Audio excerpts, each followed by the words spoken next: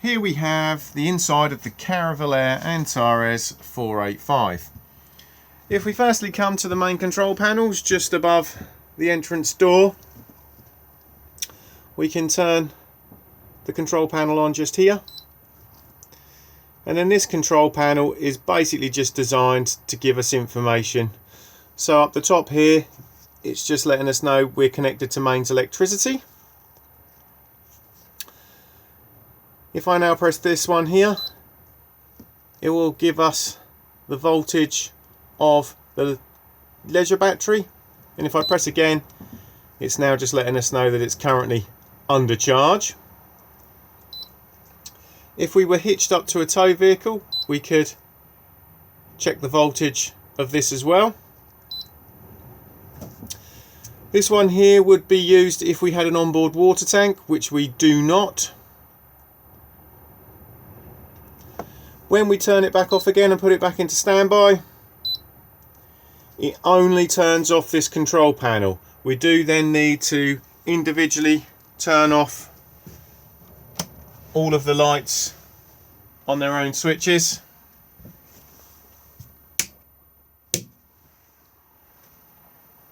And if we have the heating and the hot water on, we will also need to turn this control panel off as well. If we now come to the Truma control panel, we can turn it on just by pressing the button just here. Once it's fired up, again it will let you know if you have main supply connected with a little picture of the 2-pin plug just here. And you will see as I now start to rotate this button, the icons will begin to flash. So if we start with the first icon just here, this is for your heating. So if I now click the button, you'll see it's off, and as I rotate, we can then pick whatever temperature we would like it to be in the caravan, right the way up to a rather toasty 30 degrees. So let's say we want it to be 20 degrees in here. Click to store it in, and you'll see a little flame has appeared just above. That flame there just represents the heating system, and it's just letting you know that you've set a parameter. Whenever the heating is in operation, the flame will begin to flash, and it will continue to flash until it's achieved the temperature you have asked it to. The thermostat is just here for the heating. If I now click and we now rotate to the second icon, this one here is for your hot water, and we can heat hot water to about 40 degrees in eco mode and about 60 in hot. We can also perform a boost on the boiler. The boost was mainly designed for if there's going to be more than one of you having showers in quick succession of each other, or if you just want a slightly longer shower. If you do perform the boost and the heating is running, the heating will turn off as it needs to use that extra power. And again, the icon will continue to flash until it achieves the temperature you have asked it to. If we now move from the hot water icon to the next one, this one here is power source selection. So at the moment I'm using mains electricity using 2 kilowatts. If I rotate, I can lower the power consumption to 1 kilowatt if we're on a low amp site. That will hopefully stop us from tripping. We can run in dual fuel, so we can run on a mixture of gas and mains at 2, or a mixture of gas and mains at 1. Dual fuel is extremely handy, especially in the winter months if you want to get up to temperature nice and quickly. It will only use the gas as it is required. And if we don't have any main supply at all, we can solely run on the gas. After power source selection, we then have circulation fan. So currently the fan is in eco mode. What we can do is turn it up to high. If I now turn off the heating and the hot water, you can also use the circulation fan to vent the caravan.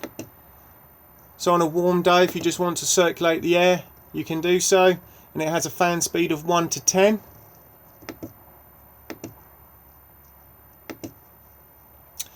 If we now drop to the lower icons, this first one here is for a basic timer.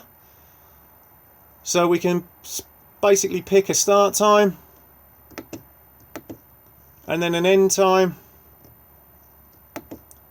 And once we've done that, we can then decide what we would like on within that time period.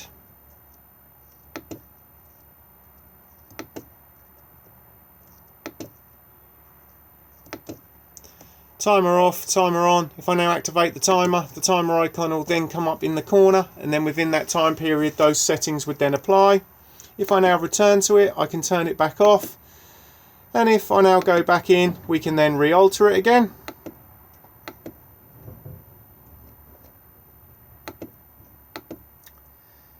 The next icon is just to set the clock.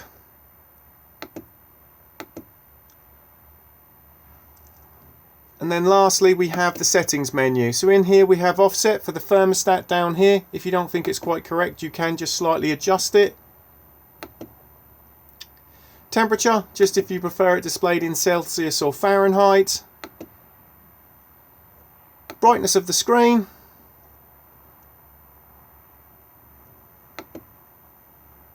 (12 or 24-hour clock). Language. Index, which is more for the technicians in the workshop, just lets them know what software it's running. And then lastly, full factory reset. From time to time, these particular control panels can throw up error codes, and what will happen is a warning triangle will appear where my finger is. If you then click on it, it will then display a series of letters and numbers, and then if you look in the manual or you Google it, it will then tell you what the problem is. 9 times out of 10 it will be something relatively basic. Usually the main two that you will get are I do not have main supply or I do not have gas. Again, if you then rectify the problem, it will usually automatically disappear off the screen. If that's not the case, just go to the warning triangle and double press on the button just here, and then it will usually then just say no error and disappear. If that's still not working, if you still have icons running along the top here, just turn them off, because 9 times out of 10 it can reassess a lot faster when it's not trying to do lots of things at once. If that's still not the case, I then just say do the good old-fashioned turn it off and turn it on again. Hold the button in until it says off. Once off has disappeared on the screen, turn it back on. If you still have a problem, I then always suggest just going in to the settings menu and then just doing a factory reset. From time to time these control panels can just glitch and they just need a hard reset. Next, if we now go underneath the bench seat just here, we will find the location of the battery charger and the 12-volt fuses.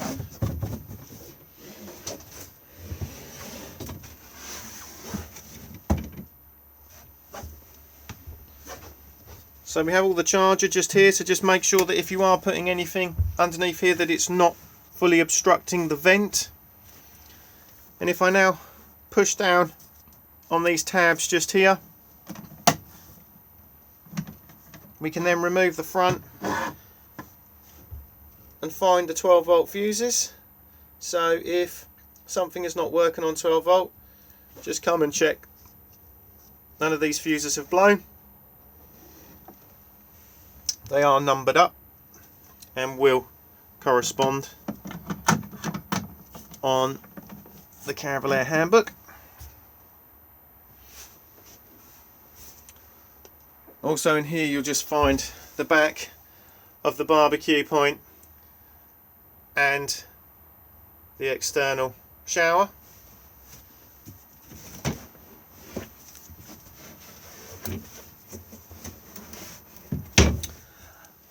Underneath the other bench seat, we will then find the location for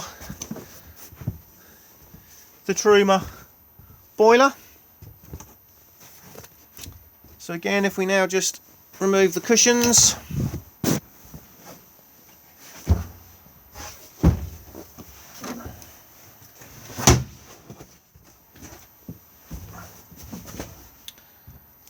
we can see the Truma boiler just here, and then tucked just here we have the drain valve for the boiler.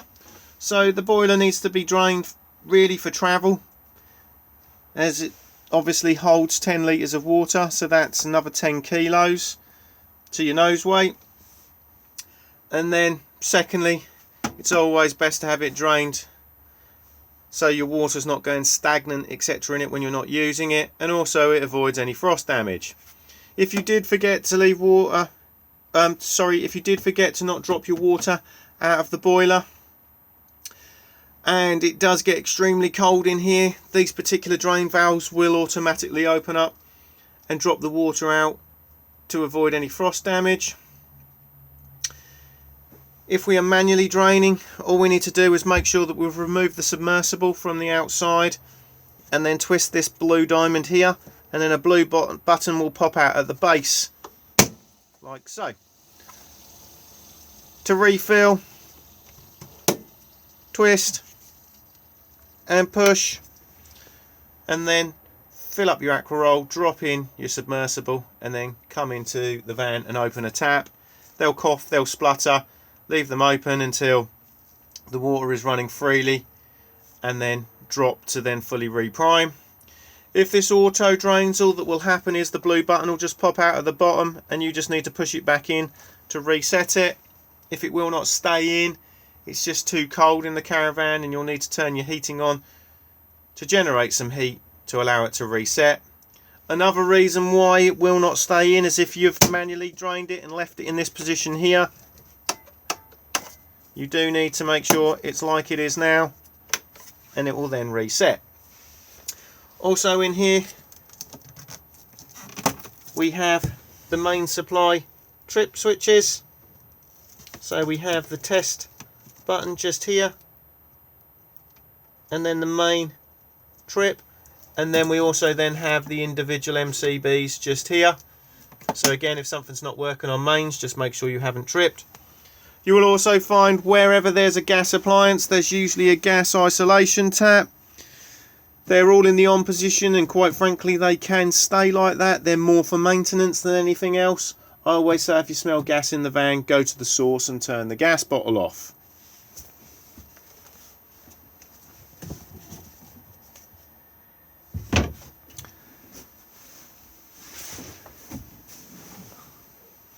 After this, we then have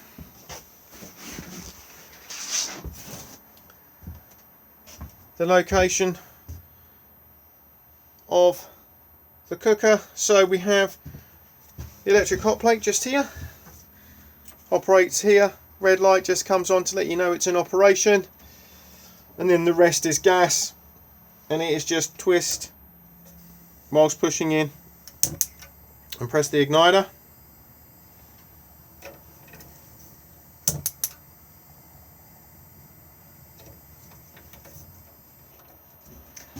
Beneath we have the oven and the grill.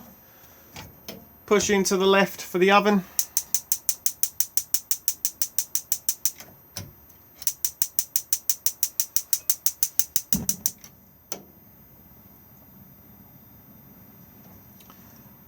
And if we then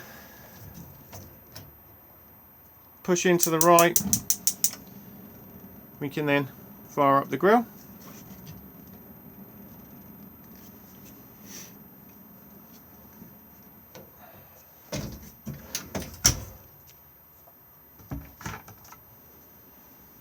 Again, in the cupboard just here you'll find the gas isolation tap just there for the cooker itself.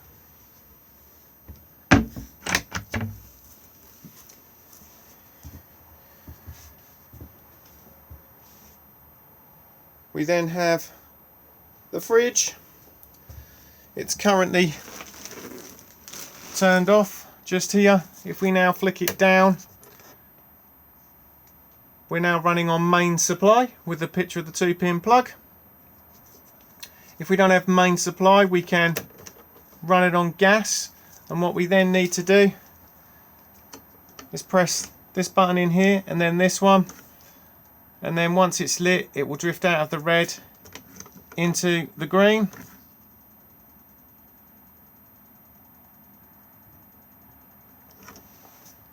Just like so. We control the temperature just here. And then lastly we have, after off again, 12 volt maintain for when we are towing the caravan. This will then keep the fridge cold whilst on the move. You do need to make sure that you've already pre-chilled before departure. Open just here.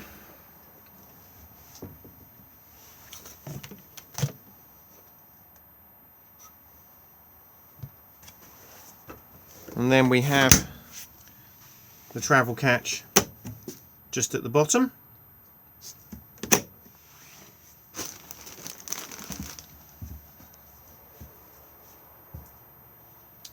If we then come in to the main wardrobe,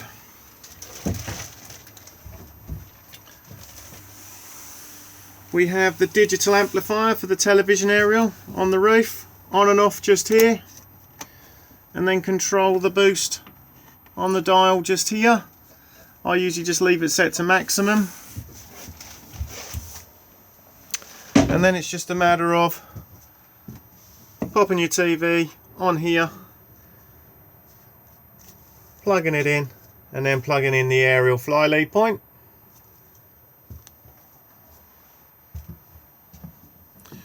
Also in here we have the solar panel regulator just at the top here. We do not need to do anything with it. It will just smart charge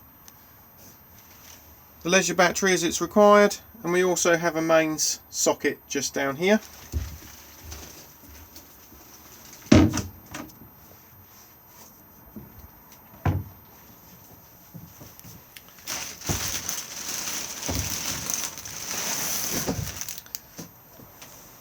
We can go and access underneath the bed just by lifting it up, and it will hold itself on the gas struts.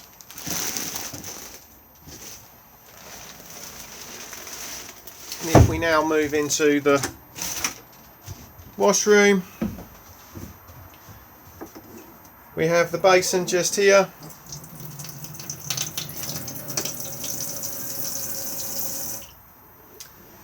And the shower. Do make sure that it's strapped for travel.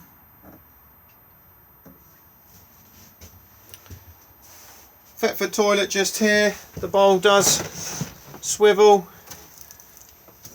Open to the cassette itself on the grey lever just here. And then flush just by pumping. Level indicator just here, so this will rotate round to red when the cassette needs emptying. And then close to the cassette like so. Do make sure that this is closed, or otherwise if you try to remove the cassette from the outside it will not come out.